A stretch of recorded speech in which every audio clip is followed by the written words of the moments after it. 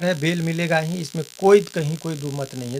Media के माध्यम से मैं तमाम लोगों को जो जानना चाह रहे हैं पप्पू जी के बारे में मैं बता दूं कि आज जो है सो माननीय न्यायालय के समक्ष हमने मामला को उठाया कि पप्पू जी को का केस अब त्वरित सुनवाई पर है। जल्दी इनको रिलीज किया जाएगा और ये जनता के समक्ष होंगे और लोगों की मदद में ये लोगों के काम आएंगे। इसके तहत ये जब मैं उनसे पूछने गया और डीएसपी से पता करने की कोशिश किया कि भाई इसमें आप क्यों आप उनको जो है सो अरेस्ट करें, इसमें आपको पावर नहीं है, तो इन लोगों ने आनन फानन में जब एक्ट को देखा तो इन लोगों को लगी कि इसमें बहुत बड़ी भूल हो गई है। और सबसे बड़ी बात है, सबसे बड़ी अदालत जनता की अदालत है। दोपहर होते होते फेसबुक और अन्य माध्यमों से पप्पू जी के सपोर्ट में सेंटीमेंट ऐसा उभरा कि ये इनके हाथ पाँव फूलने लगे।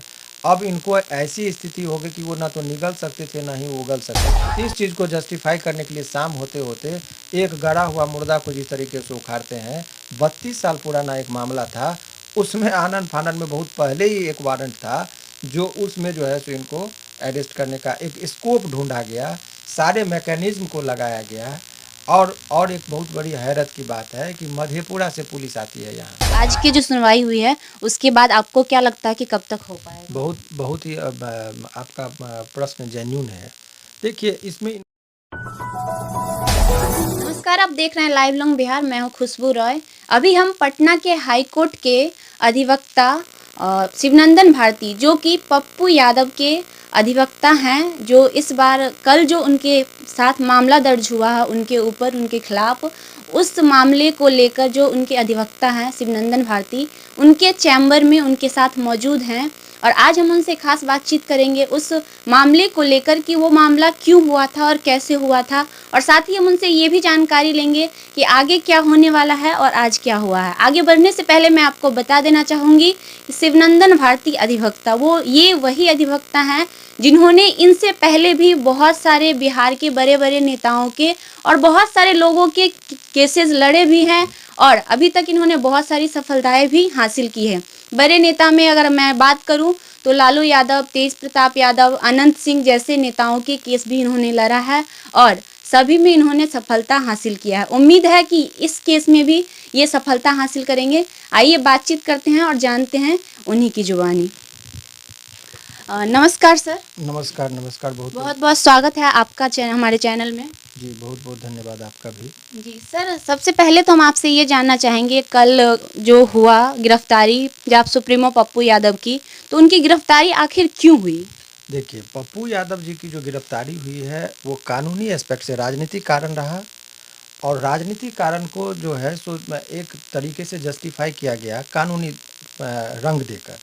तो अभी कानूनी पक्ष ये है कि सुबह में जब उनको गिरफ्तार किया गया तो उस टाइम में इनको बताया गया कि आपने लॉकडाउन का जो पालन है, जो नियम है, जिसको आपको महामारी अधिनियम के तहत जो आपका आचरण होना चाहिए, उसके विरुद्ध आपने कोई काम किया, इसलिए माने आपके अगेंस्ट मामला बनता है और उसमें उनकी गिरफ्तारी की गई थी। सुबह में बताया गया था इनको कि आपकी गिरफ्तारी at the time of the arresting, इनको बताया गया था कि आपकी अरेस्टिंग कोरोना महामारी के दौर में जो अधिनियम का पालन होना चाहिए आपने नहीं किया, उसका उल्लंघन किया, इसी के तहत आपको अरेस्टिंग की जाती है, ये बताया गया था। लेकिन सर शाम में जानकारी ये मिलती है कि उनको उनके किसी पिछले केस के तहत, जो कि 1989 में हुई थी, उसके तहत उनको जेल भेजा जा रहा है। तो ये बातें लोगों को हजम नहीं हो रही है कि ऐसा फिर कैसे हुआ। देखिए, बहुत बड़ी विडंबना है कि आज की जो देश की स्थिति हो गई है, एक तरफ कोरोना महामारी का दौर है, अभी तक कभी नहीं लोग सुना होगा कि गंगा जी में एक साथ अनेकों लाशें देखने को लोगों को मिलेगा।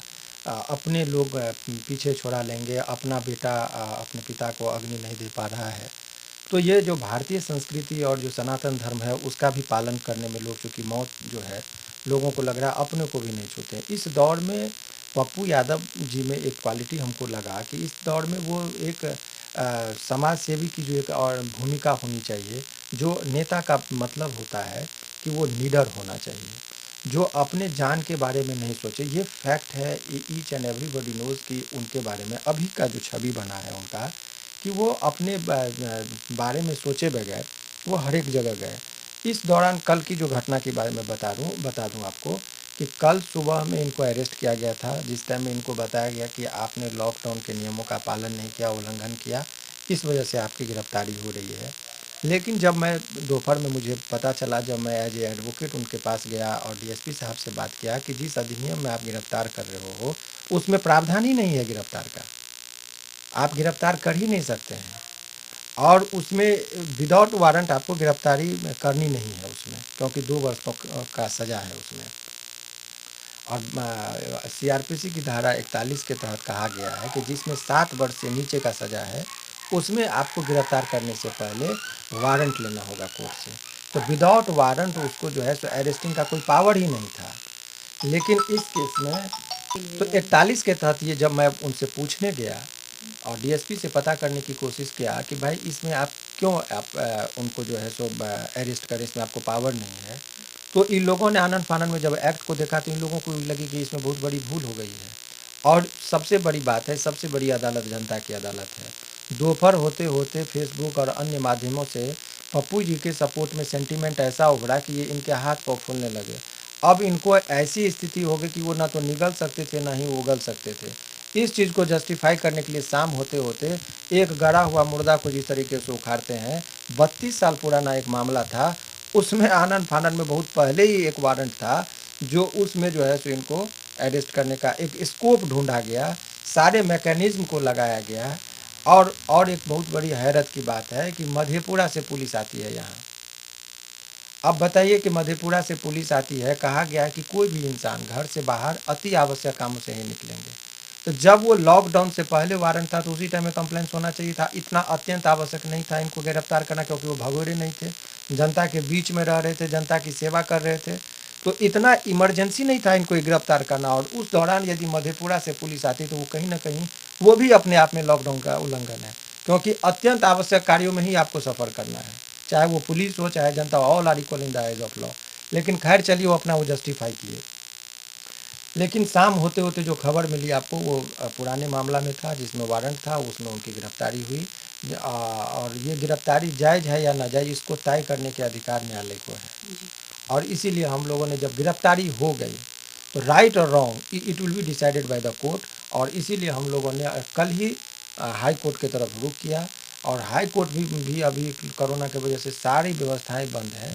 बंद होने के बावजूद भी हम लोगों ने मूव किया, और मूव करने के बाद जो है तो आगे की हम लोग न्यायपालिका पर छोड़े हुए कि क्या होगा। पप्पू यादव की अधिवक्ता होने के नाते जनता आपसे ये जानना चाहेगी कि अभी जो कार्रवाई चल रही है आपके मतलब आपके तहत हो रहा है, तो आगे की कार्रवाई में क्या हो रहा है? देखिए आगे आज का आपको आज का मैं सभी लोग आपके मीडिया के माध्यम से मैं तमाम लोगों को जो जानना चाह रहे हैं पप्पू जी के बारे में मैं बता दूं कि आज जो है सो माननीय न्यायालय के समक्ष हमने मामला को उठाया कि पप्पू जी को का केस अब त्वरित सुनवाई पर लाया जाए। ये स्पेशल कैटेगरी का केस इसको माना जाए। न्यायपालिका का कहना है कि ये क्यों है स्पेशल, सभी हमारे लिए कानून में सामान्य है। तो केवल अभी हाई कोर्ट पूरी तरह से बंद है, लेकिन केवल कोरोना मामले पर ही डेली सुनवाई होती है। तो हमने कहा कि इसको भी कोरोना का मामला समझिए, चूँकि पप्पू यादव कोरोना योद्धा थे, कोरोना में फंसे हुए लोगों को, बीमार लोगों को मदद करते थे, तो इसको भी उसी के पर्व्यू में रह के और इसमें जो है सो तत्काल इस पर सुनवाई हो, इसका हमने कोर्ट से निवेदन किया। लेकिन कोर्ट ने कहा कि आप ये जो निवेदन कर रहे हैं आप मौखिक मत कहिए, आप रिटेन में पिटीशन लाइए और आज आप पिटीशन फाइल कीजिए। और अब तब हमको आपके पिटीशन पढ़ने के बाद यदि हमको लगेगा, जिसको मेंशनिंग कहते हैं, तो हमको लगेगा कि इमीडिएटली इसको सुनना चाहिए, तत्काल इसको सुनने की ज़रूरत है, तो हम उस पर विचार करेंगे और तब आपको कल इसके लिए कॉल किया जाएगा। तो यही अभी वस्तुतः स्थिति, आज का डिसीजन यही रहा कि हमको बोला गया कि आप रिटेन में पिटीशन फाइल कीजिए। जिस केस में उनको जेल भेजा गया उसका पूरा मामला क्या है? देखिए, ये 1989 में एक केस हुआ था 364 धारा के तहत, जिसमें अपहरण, 364 का मतलब अपहरण का किसी का मामला का था, जिसमें बेल भी हो गया था। बेल हो जाने के बाद प्रत्येक तारीख पर अभियुक्त को उपस्थित होना पड़ता है। पिछले कुछ दिनों से ये बीमार थे, जिसमें इनका ऑपरेशन वगैरह भी हुआ था, तो ये बीमारी की वजह से जो है सो वो कोर्ट में उपस्थित नहीं हो पाए थे। तो कोर्ट इनकी अनुपस्थिति को पाकर एक वारंट इशू कर दिया और उसमें आगे की जो भी कार्रवाई थी की गई। और वारंट इशू हो जाने के बाद जो है सो ये वहाँ पर माने इस कोर्ट में जो है सो उसी केस में इनको अरेस्ट किया गया। हालांकि उस केस के बारे में यहाँ हाई कोर्ट में जो है सो चैलेंज किया गया था, जो पेंडिंग है 1 साल से, उस पर सुनवाई नहीं हुई थी कोरोना को लेकर, अन्यथा ये केस बहुत पहले ही ख़त्म हो गया रहता। तो ये जो हमारे क्लाइंट जो है पप्पू यादव जी, वो इस दुविधा में रहे कि ये चूँकि मामला हाई कोर्ट में लंबित है, तो जब हाई कोर्ट में लंबित है तो निचली अदालत इस केस में कोई निर्णय नहीं देगी। लेकिन यहाँ पर उसका कंट्राडिक्शन हुआ और ये जो है सो ये राजनीतिक दबाव के कारण कहा जाए या जो जैसे भी इनकी गिरफ्तारी हुई है। और यही बात हम जो है सो न्यायपालिका के सामने रखेंगे और उम्मीद करते हैं कि हमको बहुत ही जल्दी इनको रिलीज हो जाना चाहिए। रही बात, इसमें 2 विकल्प है निकालने का, आपका जो प्रश्न है। जैसे कि अभी आपके हाथों में इनका केस है, तो अभी तक आपने छानबीन जो भी आपके तहत की जानकारी होगी वो ली होगी। उसके हिसाब से आपको क्या लगता है कि कितना समय लग सकता है इनको बाहर निकालने में, या फिर अभी तक आज की जो सुनवाई हुई है उसके बाद आपको क्या लगता है कि कब तक हो पाएगा? बहुत ही आपका प्रश्न जेन्युइन है। देखिए, इसमें इनको निकालने का, आप जो कि कोई भी आदमी यदि कानूनी प्रक्रिया से जेल गए हैं, दांवपेच ही सही, तो हम उसी दांवपेच से इनको बाहर निकाल सकते हैं। एडवोकेट होने के नाते ऐसा नहीं कि जेसीबी मशीन लेके जाएंगे और दीवार तोड़ के हम इनको निकालेंगे। कानूनी प्रक्रिया से ही इनको अंदर किया गया है, तो उसी कानूनी प्रक्रिया के तहत ही निकलने का भी मार्ग है। और इनके पास अब 2 मार्ग बचता है। एक तो ऊपर में आप आइए हाई कोर्ट, या जिस कोर्ट ने वारंट इशू किया था यानी कि मधेपुरा कोर्ट, उनको भी शक्ति है इनको बेल पर छोड़ने का। लेकिन विडंबना यह है कि कोरोना में सभी कोर्ट का दरवाज़ा बंद है। ना कोई जज साहब बैठ रहे हैं, ना कोई पेशकार बैठ रहे हैं, ना स्टाफ बैठ रहा है, ना वकील बहस कर रहे हैं। सभी अपने अपने जान को की रक्षा हेतु घर में बैठे हुए हैं। ऐसे परिस्थिति में सवाल ये है कि इनके केस को कैसे प्रोसीड किया जाए। तो इसीलिए हम लोगों ने कहा कि ये बेल का मैटर है, बेल मिलेगा ही, इसमें कहीं कोई दुमत नहीं है। चूँकि हम लोगों का जो अनुभव है कानून के आधार पर, जितने लोगों का हमने कराया है, ये मिसयूज का केस है, बेल मिल जाएगा। बहुत लंबा मिसयूज भी नहीं हुआ है, बेल मिलेगा। लेकिन सवाल मेरिट पर कि बेल मिलेगा नहीं मिलेगा, उससे ज़्यादा ये है कि सुनवाई कितनी जल्दी हो जाती है, वो अभी मैटर वही पेंच फंसा है। क्योंकि कोर्ट बंद है, और बंद कोर्ट को यदि आप रात में जगाते हैं तो आपको दिखाना होगा कि ऐसी क्या आपातकाल स्थिति हो गई थी कि आप हमको रात में या बंद में आप हमसे सुनवाई चाह रहे हैं। अनेकों लोग हैं जेल में हैं, तो क्या मैं सबके लिए अभी नियम तोड़ दूँ? सो होगा नहीं। तो इनके केस को स्पेशल कैटेगरी के केस में लेके जाना है, इसी में हम लोग का अभी पूरा कंसंट्रेशन है। और उसी स्ट्रेटजी के तहत हम लोग काम कर रहे हैं कि इनका केस स्पेशल कैटेगरी में चले जाए और तुरंत सुनवाई हो। और सुनवाई होगी तो आई होप हम लोगों का जितना लॉ पॉइंट है, इतना कानून का पक्ष है, और जो न्यायपालिका ओपन आई से सारा चीज़ देख रही है कि गलत क्या है, सही क्या है। और सबसे बड़ी अदालत यहाँ का जो है जनता की अदालत को कहा गया है, वहाँ पर भी मास लेवल पर इनका समर्थन है। इनसे समाज को कोई खतरा नहीं है। इसीलिए न्यायपालिका सारे मैटर को वो देखेगी, और इनको उम्मीद करता हूँ कि बहुत जल्दी इनको रिलीज किया जाएगा, और ये जनता के समक्ष होंगे और लोगों की मदद में ये लोगों के काम आएंगे। बहुत बहुत धन्यवाद, आपने हमें अपना कीमती समय दिया। जैसा कि आपने देखा, जाप सुप्रीमो पप्पू यादव के अधिवक्ता शिवनंदन भारती ने क्या कुछ कहा। इनका कहना है कि उनको जिस केस के तहत अंदर भेजा गया है वो बहुत पहले का केस है, और उसका अंदर गिरफ्तारी का वजह ये रहा कि कुछ दिनों से बीमार होने की वजह से वो उस केस के तारीख को पूरी तरह से, जो नियम होता है उसके हिसाब से, कुछ दिनों से वो नहीं कर पा रहे थे, जिसकी वजह से वारंट जारी किया, कोर्ट के द्वारा उनके खिलाफ वारंट जारी किया गया उस केस को लेकर। और साथ ही इन्होंने ये भी बताया कि केस में उतना दम नहीं है, और जनता का जो न्याय है उसके साथ और उस चीज़ को ध्यान में रखते हुए इनकी पूरी कोशिश रहेगी कि जितनी जल्दी हो सके उनकी रिहाई हो सके और उन्हें बेल मिल सके। जहाँ तक शिवनंदन भारती अधिवक्ता की बात किया जाए तो अभी तक इन्होंने बहुत सफलताएं हासिल की हैं, और इस केस में भी उम्मीद यही होगा कि ये सफलता हासिल करेंगे। आगे की जानकारी के लिए बने रहिए हमारे साथ। अगर आपने अभी तक हमारे चैनल को सब्सक्राइब नहीं किया तो हमारे चैनल को सब्सक्राइब करें, बेल आइकन दबाएं। साथ ही हमारे इस बातों को और हमारे जो भी वीडियोज हैं वो देखने के बाद आपको क्या लगता है, आप अपनी राय कमेंट बॉक्स में ज़रूर लिखें। आगे के लिए बने रहिए हमारे साथ। धन्यवाद।